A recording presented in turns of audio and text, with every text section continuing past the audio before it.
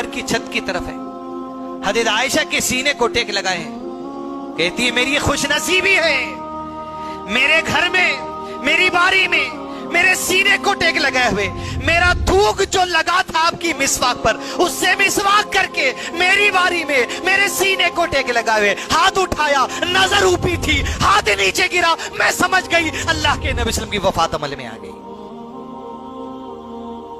انا للہ و انا الیہ راجعون۔ جیسے ہاتھ نیچے آیا، اللہ کے نبی صلی اللہ علیہ وسلم کے بارے میں اطلاع ملے گی کہ آپ صلی اللہ علیہ وسلم کی وفات ہو چکی۔ یہ 12 ربیع الاول ہے، جس کو پہلے 12 وفات کہا جاتا تھا، جس دن وفات ہوئی اب یہ 12 ربیع الاول جشن کا دن بن گیا۔ تم دیکھتے جاؤ کیا کیا ہوتے جا رہا، تم کرتے جاؤ تم کیا کیا کرتے۔ غم کی لہر، فاطمہ رضی اللہ عنہ کے کلیجے میں غم بھر آیا، کہا جبرائیل ہم تمہیں ہمارے والد کی موت کی خبر دیتے ہیں صلی اللہ علیہ وسلم۔ ارے تم آتے تھے، تمہارا آنا بند ہو جائے گا۔ جس گھر میں جبرائیل آتے تھے وہی لے کر اس کو اطلاع دی جا رہی ہے ہمارے والد کے انتقال کی۔ حضرت عائشہ کو غم بھر آیا، خوشی اس بات کی تھی میرے سینے کو ٹیک لگا کہ آپ کی وفات ہوئی۔ اللہ اکبر۔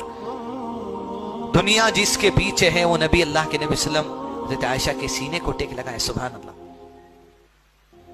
ابو بکر صدیق کو اطلاع ملی، پلٹ کر دوڑے دوڑے گھر سے آئے، ان کو باندھا۔ ان کے آنے سے پہلے عمر بن خطاب کو پتا چل گیا کہ وفات ہو گئی۔ سنتے ہی قبر تلوار نکالی، جو کہنے کے نبی کا انتقال ہو گیا، اس تلوار سے گردن اور تن جدا کر دوں گا۔ جس طرح موسیٰ علیہ السلام کو 40 راتوں کے لیے بلایا گیا، میرے نبی بھی ویسے ہی گئے، آئیں گے آئیں گے۔ ہوش اڑ گیا، ہوش میں نہیں ہے کوئی اپنے۔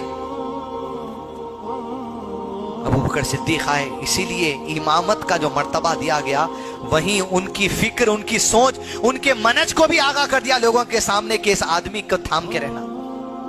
ابو بکر صدیق آئے، اللہ کے نبی صلی اللہ علیہ وسلم کے قریب پہنچے، اور آپ صلی اللہ علیہ وسلم کے قریب چہرے پر چادر ڈال دی گئی تھی، پیر سیدھے کر کے چادر کو ہٹائے، گھٹنوں کے بل بیٹھے، پیشانی پر بوسہ دے دیا۔ اللہ اکبر، کیا خوش نصیب ہے جی ابو بکر۔ پیشانی پر بوسہ دے کر کہا جو ایک موت نبی صلی اللہ علیہ وسلم کی تقدیر میں لکھ دی گئی تھی وہ آ گئی، اب کوئی دوسری موت آنے والی نہیں ہے۔